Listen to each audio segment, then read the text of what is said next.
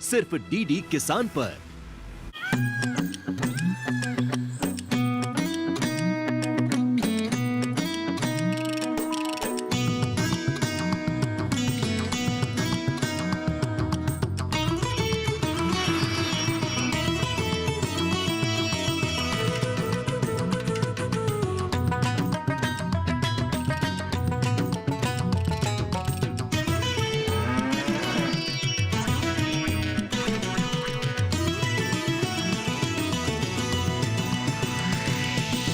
DD किसान, बदलते भारत की शान।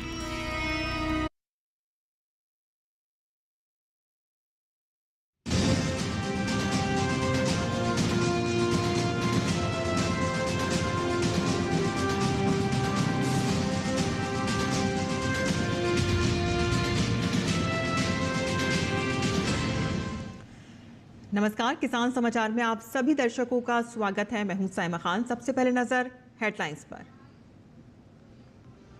स्वस्थ नारी सशक्त परिवार। प्रधानमंत्री नरेंद्र मोदी ने मध्य प्रदेश से शुरू किया देश का सबसे बड़ा महिला स्वास्थ्य अभियान। 8वें पोषण माह का भी किया शुभारंभ। धार को मिला पीएम मित्र पार्क का उपहार।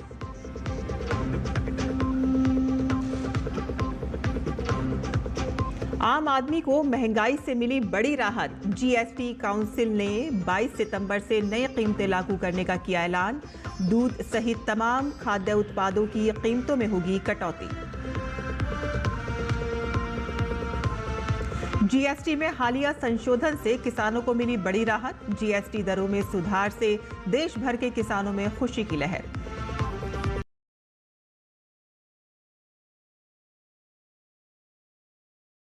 आयोजन। केंद्रीय कृषि मंत्री शिवराज सिंह चौहान ने एक राष्ट्र एक कृषि एक टीम की अवधारणा को आगे बढ़ाने पर दिया जोर। कहा कि कृषि देश की अर्थव्यवस्था की रीढ़ है।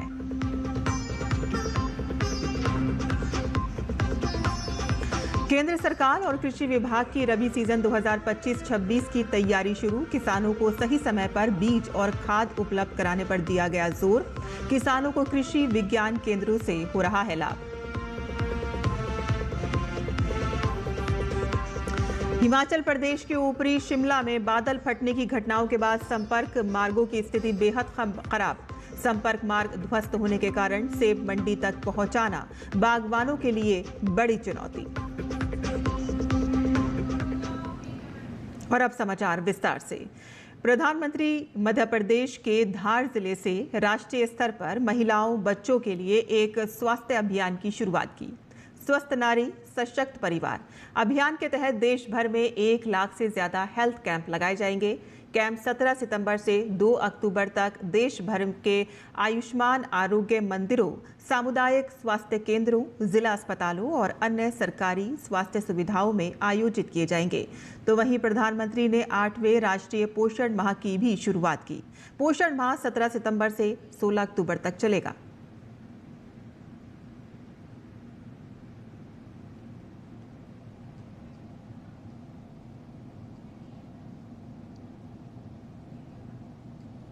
मातृ वंदना योजना के तहत देश भर की पात्र महिलाओं के बैंक खातों में प्रधानमंत्री ने सीधे धनराशि हस्तांतरित की और इससे देश की लगभग 10 लाख महिलाओं को लाभ होगा। तो वहीं मातृ एवं शिशु स्वास्थ्य के बारे में जागरूकता बढ़ाने के लिए सुमन सखी चैटबॉट का शुभारंभ हुआ। ये चैटबॉट दूर दराज के क्षेत्रों में गर्भवती महिलाओं को समय पर और सटीक जानकारी देगा, जिससे उन तक स्वास्थ्य सेवाओं की पहुंच सुनिश्चित होगी।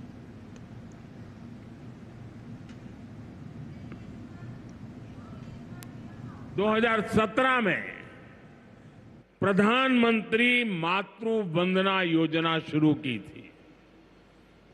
इस योजना में पहली संतान होने पर 5,000 रुपये और दूसरी बेटी के जन्म पर 6,000 रुपये सीधे बैंक खाते में दिए जाते हैं। अब तक 4.5 करोड़ गर्भवती माताओं को मातृ वंदना योजना का लाभ मिल चुका है और अब तक 19,000 करोड़ रुपए से अधिक राशि मेरी इन माताओं बहनों,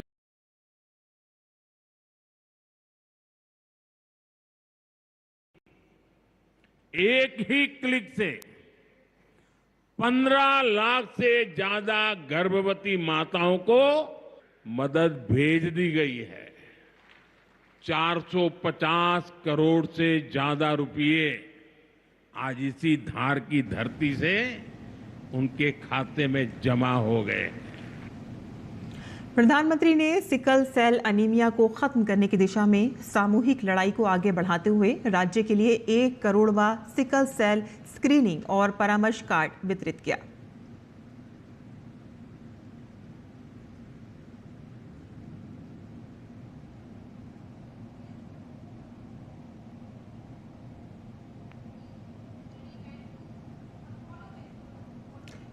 और उन्होंने आदि कर्मयोगी अभियान की शुरुआत की। जनजातीय बहुल 1 लाख गांवों में सकारात्मक बदलाव लेकर आएगा।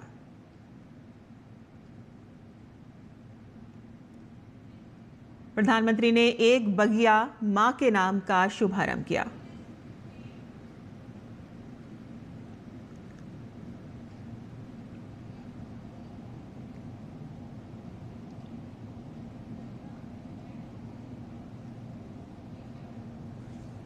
प्रधानमंत्री ने पीएम मित्र पार्क का शिलान्यास किया। 2150 करोड़ से अधिक क्षेत्र में फैले इस पार्क में कॉमन एफ्लुएंट ट्रीटमेंट प्लांट, सौर ऊर्जा संयंत्र, आधुनिक सड़कें आदि जैसी विश्व स्तरीय सुविधाएं उपलब्ध होंगी, जो इसे एक आदर्श औद्योगिक टाउनशिप बनाएंगी। ये विशेष तौर पर वस्त्र उद्योग को मजबूती प्रदान करेगा।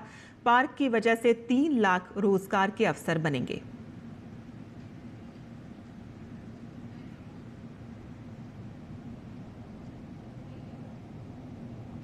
और आगे बढ़ते हैं, जहां दिल्ली में केंद्रीय कृषि एवं किसान कल्याण मंत्री शिवराज सिंह चौहान ने प्रेस कॉन्फ्रेंस की। इस दौरान उन्होंने एक राष्ट्र एक कृषि एक टीम की अवधारणा को आगे बढ़ाने पर बल दिया। राजधानी में आयोजित 2 दिवसीय रबी कॉन्फ्रेंस में सभी राज्यों के अधिकारियों और कई राज्यों के कृषि मंत्री शामिल हुए। इस अवसर पर उन्होंने कहा कि कृषि देश की अर्थव्यवस्था की रीढ़ है और इसके सशक्तिकरण के लिए राज्यों के साथ मिलकर काम किया जा रहा है। इस कॉन्फ्रेंस के दौरान कुछ इलाकों में बाढ़ से हुए नुकसान पर भी चर्चा की गई। उन्होंने बताया कि खरीफ फसलों के समय की तरह रबी सीजन में भी वैज्ञानिकों को किसानों के बीच भेजा जाएगा ताकि लैब टू लैंड योजना के तहत किसानों को सीधा मार्गदर्शन मिल सके। उन्होंने कहा कि देश में बीज का अभी भी पर्याप्त भंडार है और राज्यों की मांग के अनुसार उपलब्ध करवाया जाएगा।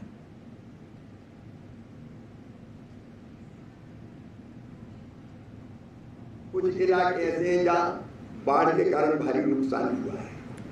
हमारे पंजाब में, हिमाचल प्रदेश में, जम्मू कश्मीर, उत्तराखंड, महाराष्ट्र, आसाम, कुछ मात्रा में हरियाणा, अलग अलग प्रदेशों में कुछ न कुछ नुकसान हुआ है।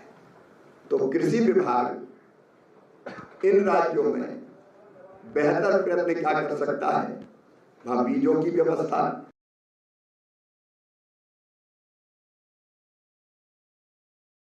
योजना लागू है, उनको बेहतर ढंग से फसल बीमा योजना का लाभ मिले, इसकी भी चिंता और चर्चा राज्य सरकारों के साथ मिलकर केंद्र सरकार करेगी। जो लक्ष्य हमने बोनी के तय किए हैं खरीफ की रबी की फसल के लिए, उन लक्ष्यों को प्राप्त करने के लिए जो बीज की जरूरत है, अभी जो हर एक राज्य से डिमांड आई है उसके हिसाब से, क्योंकि 229 लाख मीट्रिक टन बीज चाहिए, उसके मुकाबले 229 लाख मीट्रिक टन के मुकाबले 250 लाख मीट्रिक टन बीज हमारे पास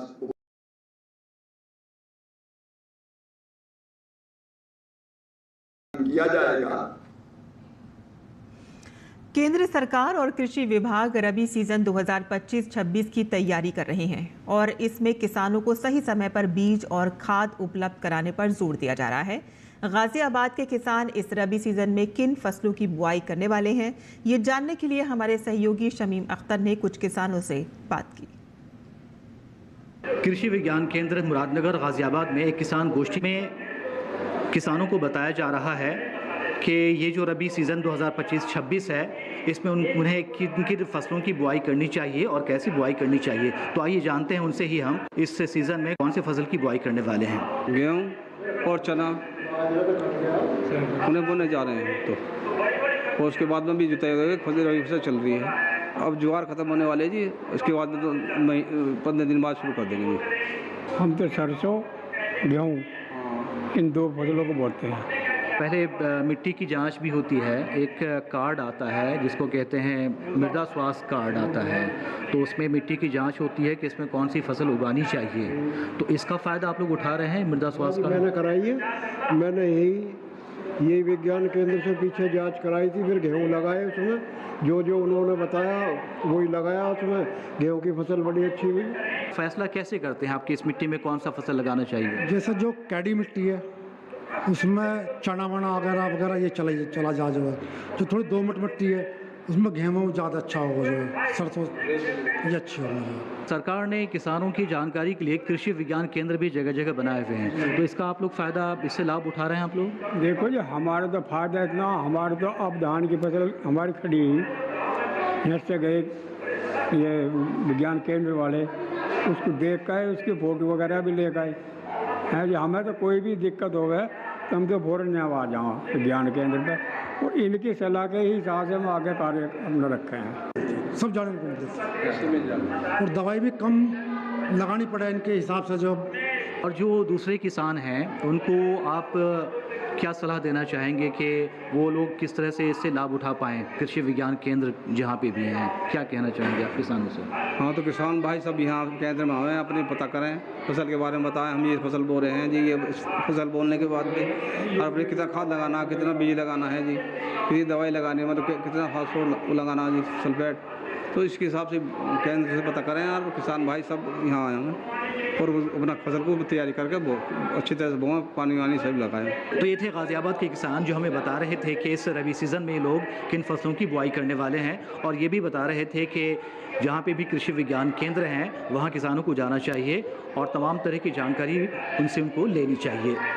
कैमरामैन श्रीनिवास के साथ किसान समाचार के लिए मैं शमीम अख्तर, गाज़ियाबाद।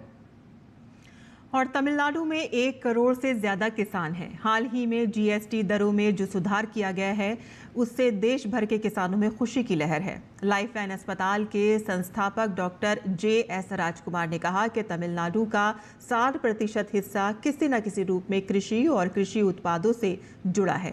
जीएसटी में हालिया संशोधन से किसानों को बड़ी राहत मिली है।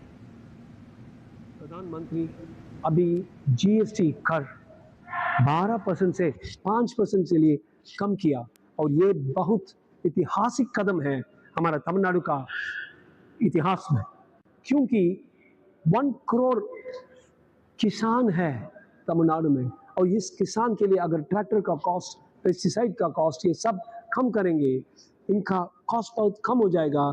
इस किसान का लाइफ सर्वाइवल, आजीविका के लिए, उत्तराधिता के लिए उतना बढ़ाई और उतना ऊंचाई मिल जाएगा। और इसलिए ये सब 1 करोड़ फार्मर्स के प्रतिनिधि हमारा माननीय प्रधानमंत्री के लिए on behalf of Tamil Nadu farmers ये जीएसटी ड्रॉप के रिडक्शन के लिए बहुत हम सब धन्यवाद बोलेंगे। और वस्तु एवं सेवा कर परिषद की 56वीं बैठक में सरकार अधिकांश खाद्यान्नों को 5% या 0 टैक्स स्लैब के अंतर्गत लाई है। मक्खन, घी और अन्य डेयरी उत्पादों पर भी जीएसटी 12% से घटाकर 5% कर दी गई है। और इससे देश के दुग्ध सहकारी समितियों और निजी डेयरियों को कितना प्रोत्साहन मिलेगा और कितना डेयरी उत्पादों पर होगा घरेलू खर्च कम, इस पर खास बातचीत की हमारे संवाददाता गिरीश निशाना ने परम डेयरी लिमिटेड के अध्यक्ष और प्रबंध निदेशक डॉक्टर राजीव कुमार से। मक्खन, घी और अन्य डेयरी उत्पादों पर जीएसटी 12% से घटाकर 5% कर दिया गया है, और इस पर ज़्यादा बात करने के लिए हमारे साथ मौजूद हैं परम डेयरी लिमिटेड के चेयरमैन और managing director doctor Rajiv Kumar. माननीय प्रधानमंत्री और finance minister madam Sitharaman ji के इस प्रयास को बहुत बहुत धन्यवाद देते हैं, जो 12 से 5% हो गया घी और बटर। इससे घी और बटर का रेट मंदा आएगा और एमआरपी भी घटेगी जो एमआरपी मिल रही है। भविष्य में किस तरह देखते हैं जो उपभोक्ता हैं उनको कितना फ़ायदा मिलेगा? 7% का पूरा फ़ायदा उपभोक्ता को मिलेगा, काट के दिया जाएगा एमआरपी पे, और प्रिंट रेट भी कम होंगे।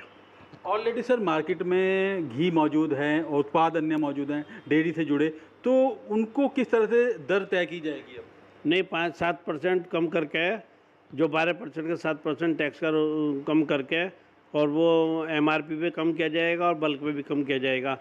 7% पूरा फ़ायदा मिलेगा कस्टमर को। डेयरी के और कौन कौन से उत्पाद हैं जिन पर दर कम की गई है, 5% की गई है? दही, क्रीम पे सब पे 0 कर दिया गया है।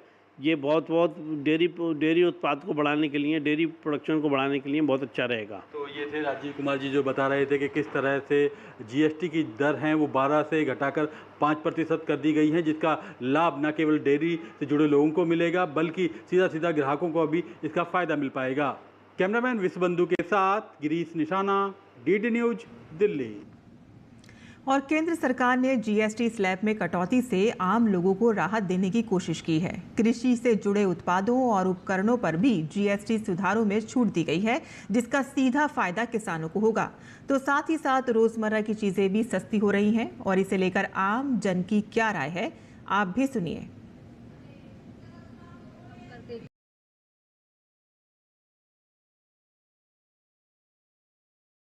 इससे अनेक लोगों को फायदा होगा और सब लोग अपनी बेसिक जैसे रोज नीडी लाइफ कैसे जीते उसमें बहुत अच्छे से जी सकेंगे और नॉर्मल लाइफ जी सकेंगे। और वहीं जीएसटी काउंसिल ने 22 सितंबर से पैकेट दूध पर लगने वाले 5% जीएसटी को पूरी तरह से हटा दिया है। 5% जीएसटी हटाने के बाद अमूल दूध ने 1 लीटर दूध पर 2 रुपया घटाने का निर्णय लिया है। अमूल दूध के इस निर्णय से आम आदमी को महंगाई से बड़ी राहत मिली है।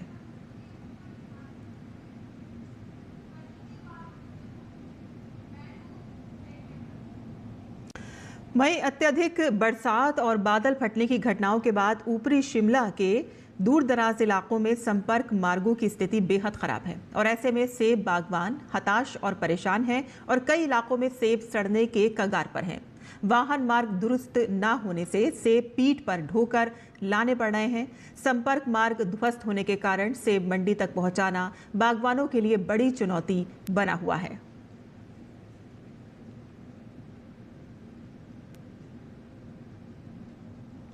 और किसान समाचार में आइए अब जान लेते हैं देश भर की मंडियों का भाव।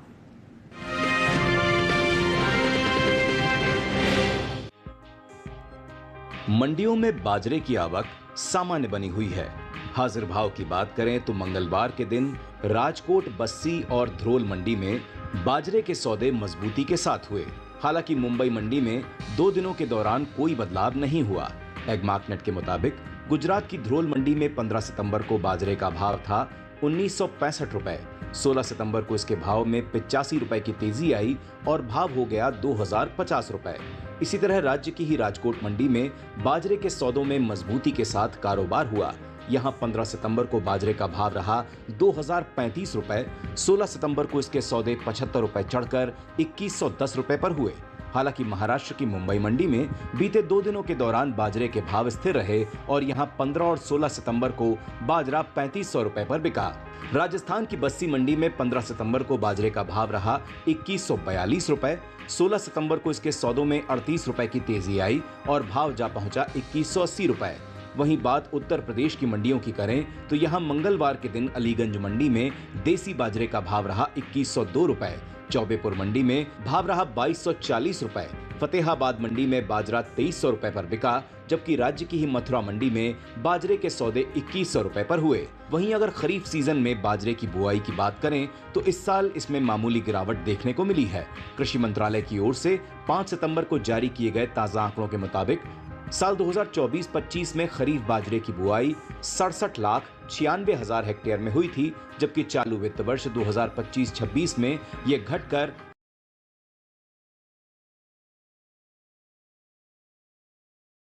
7,000 हेक्टेयर बुआई पीछे चल रही है।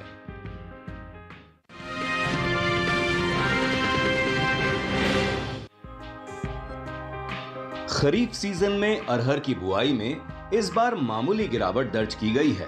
कृषि मंत्रालय के ताजा आंकड़े बता रहे हैं कि बुआई का रकबा पिछले साल की तुलना में करीब 52,000 हेक्टेयर कम रहा है। कृषि मंत्रालय की ओर से 5 सितंबर को जारी किए गए ताजा आंकड़ों के अनुसार साल 2024-25 में खरीफ अरहर की बुआई 45.71 लाख हेक्टेयर में हुई थी, जबकि चालू सीजन यानी साल 2025-26 में घटकर 45.19 लाख हेक्टेयर में हो पाई है।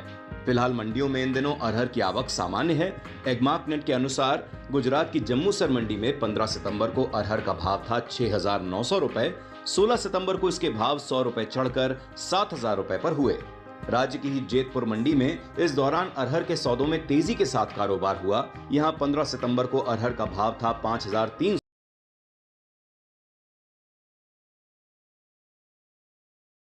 राजकोट मंडी में अरहर के भाव को देखें तो यहां अरहर बीते सोमवार को 6,025 रुपए पर बिकी। मंगलवार को इसके सौदों में 75 रुपए की गिरावट आई और भाव हो गया 5,950 रुपए। मध्य प्रदेश की जबलपुर मंडी में जम्मूसर और जैतपुर की तरह अरहर के भाव में उठाव देखने को मिला। 15 सितंबर को यहां अरहर का भाव था 6,185 रुपए। 16 सितंबर को इसके सौदे 115 रुपए चढ़कर 6,300 रुपए पर जा पहुंचे। उत्तर प्रदेश की मिर्जापुर मंडी में अरहर का हाल देखें तो यहां मंगलवार के दिन अरहर 5 रुपए उठकर 7,630 रुपए हो गई। वहीं पैदावार पर नजर डालें तो घरेलू स्तर पर अरहर की पैदावार में बढ़त देखने को मिल सकती है। कृषि मंत्रालय की ओर से हाल ही में खरीफ फसलों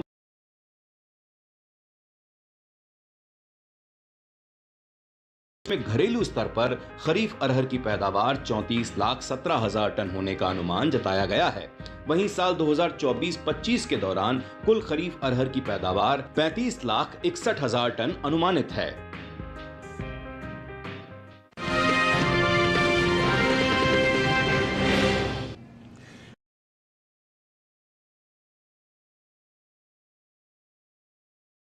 आइए देखते हैं।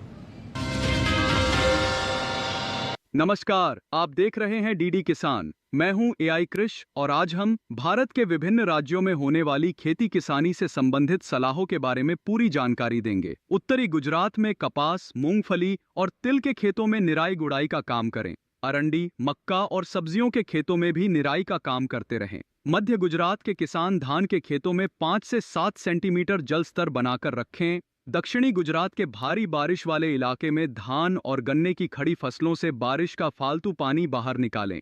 सब्जियों के खेतों और बागानों में भी फालतू पानी जमा न होने दें। मध्य प्रदेश के सतपुड़ा पठार क्षेत्र में साफ मौसम होने पर ही फसलों में जरूरत के हिसाब से कीटनाशक, कवकनाशक और उर्वरक का छिड़काव करें। दलहनी, तिलहनी और सब्जियों वाली फसलों में पर्याप्त जल निकासी की व्यवस्था करें। बेलदार पौधों, केले, टमाटर और अन्य पौधों को सहारा देने का काम करें। गन्ने के पौधों को गिरने से बचाने के लिए 3 से 4 पौधों को आपस में हरी पत्तियों से बांध दें। निमाड़ घाटी क्षेत्र में सब्जियों की खड़ी फसलों और सब्जियों की नर्सरी में पर्याप्त जल निकासी की व्यवस्था करें। झाबुआ के पहाड़ी इलाके में खेतों में जमा बारिश का फालतू पानी बाहर निकालने का काम करें। मध्य प्रदेश के कैमोर पठार इलाके में मक्का और सब्जियों के खेतों में पर्याप्त जल निकासी सुनिश्चित करें। यहाँ के किसान दलहनी और तिलहनी फसलों में फालतू पानी जमा होना ठीक नहीं है।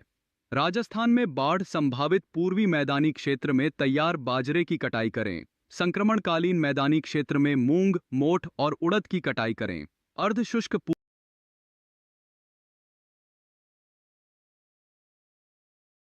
क्षेत्र में उड़द और मूंग की कटाई करें। इसी तरह कृषि और किसानों से जुड़ी हर महत्वपूर्ण जानकारी के लिए हमारे साथ जुड़े रहिए और देखते रहिए डीडी किसान। धन्यवाद।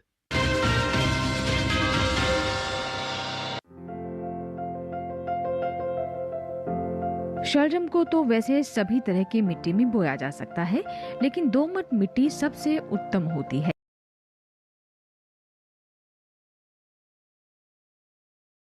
कंचन, पूसा श्वेता और पंजाब श्वेत, पूसा स्वर्णिमा, पूसा कंचन और स्नोबॉल इसकी प्रमुख किस्में हैं। 1 हेक्टेयर खेत के लिए 3 से 4 किलोग्राम बीज पर्याप्त होता है। शलजम की खेती के लिए खेत को भुरभुरा बना लेना चाहिए। इसके लिए पहली जुताई मिट्टी पलटने वाले हल से करनी चाहिए। इसके बाद 3 से 4 जुताई देशी हल या कल्टीवेटर से करनी चाहिए और पाटा लगा देना चाहिए। शलजम की बुआई कतारों में करें, लेकिन बरसात के मौसम में मेड़ों पर लगाना ज्यादा अच्छा रहेगा। कतार से कतार की दूरी 30 से 45 सेंटीमीटर यानी 1.5 से 2.5 हाथ रखें, जबकि बीच से बीच की दूरी 10 से 15 सेंटीमीटर आधे से पौन हाथ। बुआई के 8 से 10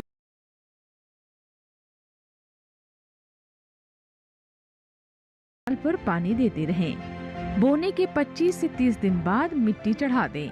इसकी 2 से 3 निराई और गुड़ाई करनी पड़ती है। शलजम में व्हाइट रस्ट, सर्कोस्पोरा, पीला रोग, अल्टरनेरिया और पर्ण अंगमारी जैसी बीमारियां हो सकती हैं। शलजम में माहू, मूंगी, बालदार कीड़ा, सुंडी, आरा मक्खी और डायमंड बैक मोथ जैसे कीटों का भी हमला हो सकता है। बचाव के लिए विशेषज्ञों की सलाह से दवा का छिड़काव करें।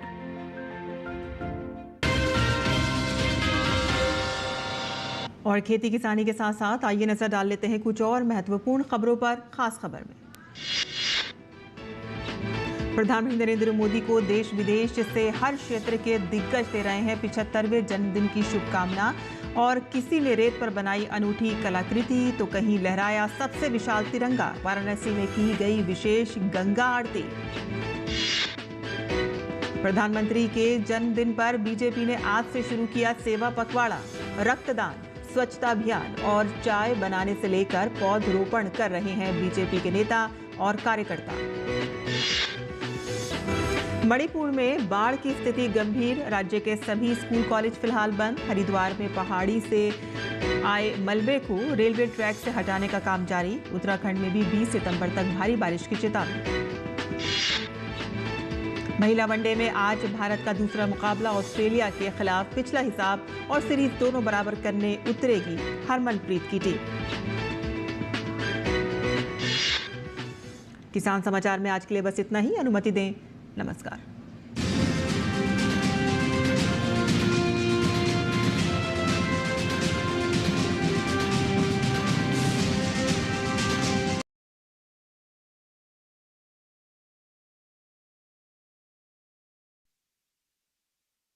पराली, गोबर, सब्जी का हर छिलका बायो वेस्ट से वेल्थ बन गया। हम आज उसी वेस्ट की बात करेंगे। अभी भी पराली एक समस्या है। पराली से हम कंप्रेस बायोगैस बना सकते हैं। पराली जो है उसका इस्तेमाल किया गया बायोगैस बनाने के लिए और 2G इथेनॉल बनाने के लिए। कॉटेज इंडस्ट्रीज के अंदर भी कन्वर्ट हो सकती हैं क्या, या इसके लिए बड़ा प्लांट ही चाहिए? सबसे बड़ा जो इसका कंपोनेंट है ना, वो बायो मास की एग्रीगेशन का है। देखिए अपना कमोडिटी एक्सपर्ट हमारे खास मेहमानों के साथ इस शुक्रवार रात 9 बजे सिर्फ दूरदर्शन किसान चैनल पर। आका, शब्बेदार परिंदा यानी आपको उल्लू कह रही हैं। हाय अल्लाह, ये तोता तो इंसानों की तरह बातें करता है। अगर तुम मुझसे शादी के लिए राजी हो जाओ तो आका मुझे इंसान भी बना सकते हैं। जो भी है, बस इतना समझो कि शरबत में शराबे दो आतिशा का नुस्खा मिला दिया है कि पीने वाले को वो नशा आएगा कि उसके होश हवास गुम हो जाएंगे। तुम इतनी जल्दी कैसे लौट आए? अभी तो गए थे।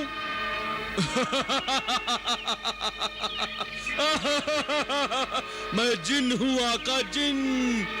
जिनों को हुक्म बजा लाने में क्या देर लगती है। डीडी क्लासिक्स में देखिए अलिफ लैला प्रतिदिन शाम 4 बजे डीडी नेशनल पर। हाईटेक खेती से सशक्त हो रहा है किसान।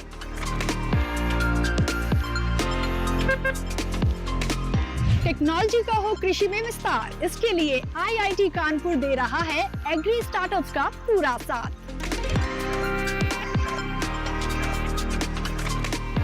कृषि में युवाओं की भागीदारी से देश में बढ़ रहा है रोजगार। कृषि स्टार्टअप की नई सीरीज एग्रीटेक स्टार्टअप्स हर शनिवार रात 9:30 बजे और पुनः प्रसारण सोमवार शाम 4 बजे सिर्फ डीडी किसान पर। मेरा नाम हारिस खान है। I'm from Rentofy, the founder and CEO of Rentofy. Rentofy is a web platform where you give the property management services. Hello, my name is Ravi. Myself, Vaishnav. Founders of R-Cube Recycling Private Limited. We started this company with a vision of making India a recycling hub for the waste printer cartridges. मैं दीप बत्रा कैलकाटा वेस्ट बंगाल से मैं present कर रहा हूँ हमारी coffee label brand name is Kettleberry and it's a range of instant coffee with no chicory and that's a USP of the coffee. ये cultural change की जो बात है बॉस, ये क्यूएसआर लाने से नहीं होने वाला। द लायंस den प्रत्येक शुक्रवार रात 10 बजे डीडी नेशनल पर।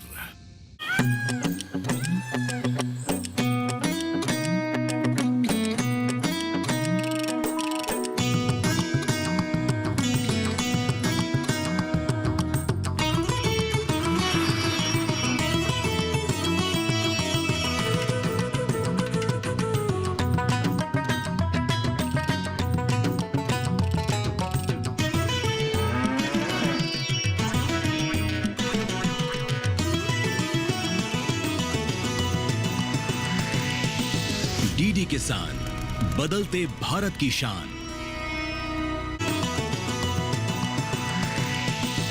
डीडी किसान, बदलते भारत की शान।